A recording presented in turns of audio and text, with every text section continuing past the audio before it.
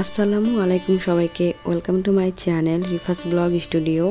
আজকে আমি আপনাদের জন্য একটি মজাদার রেসিপি নিয়ে এসেছি। তাহলে শুরু করা যাক। একটি পাতিলে আমি অনেক বেশি পরিমাণে পানি দিয়ে দিলাম। একটি বড় সাইজের আলু কেটে আমি সেগুলো সিদ্ধ হতে দিলাম, আর সাথে দুটি রুই মাছের পিচ নিয়ে ভালো করে ধুয়ে সিদ্ধ হতে দিলাম। সবকিছু সিদ্ধ হয়ে গেলে তুলে নিলাম, আর মাছের কাঁটাগুলো বেছে নিলাম। এখানে যদি কাঁটা কম থাকে এমন মাছ নেওয়া যায়, আরো ভালো হয়, ঝামেলা এড়ানো যাবে। আর আলুগুলো গরম থাকা অবস্থায় আমি খোসা ছাড়িয়ে নিলাম। হাত দিয়ে আলুগুলো ভালো করে মেখে নিলাম। অবশ্যই গরম থাকা অবস্থায় এগুলো মেখে নিতে হবে। একটি কড়াইয়ে তেল দিয়ে কেটে রাখা 3টি পেঁয়াজ, 4-5টি কাঁচা মরিচ কুচি আমি দিয়ে দিলাম। পেঁয়াজগুলো ভাজা হয়ে গেলে সিদ্ধ করে রাখা বেছে নেওয়া মাছগুলো দিয়ে দিলাম। তাতে হাফ চামচেরও কম পরিমাণ হলুদ, জিরা, রসুন, ধনিয়ার গুঁড়ো, আদা রসুন বাটা এগুলো দিয়ে দিলাম। অল্প একটু পানি দিয়ে ভালো করে নেড়ে চেড়ে নিলাম। তারপর ম্যাশ করে নেওয়া আলুগুলো দিয়ে ভালো করে নেড়ে ছেড়ে নিতে হবে। এপিট ওপিট করে আলুর সাথে মাছগুলো ভালো করে মাখিয়ে নিলাম। সবগুলো উপকরণ একবার একটি বাটিতে বেড়ে নিয়ে হাতে একটু হালকা তেল লাগিয়ে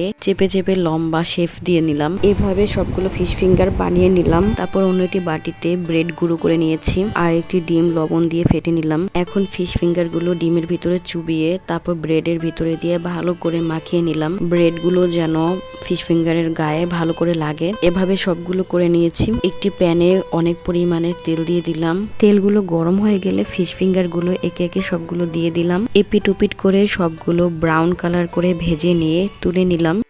ফিশ ফিঙ্গার কালারগুলো দারুণ এসেছে। এই হলো আমার ফিশ ফিঙ্গারের ফাইনাল লুক। খুব ইজিলি ভাবে এগুলো আপনারা বাসায় বসে ট্রাই করতে পারেন। ভিডিওটি দেখার জন্য সবাইকে ধন্যবাদ।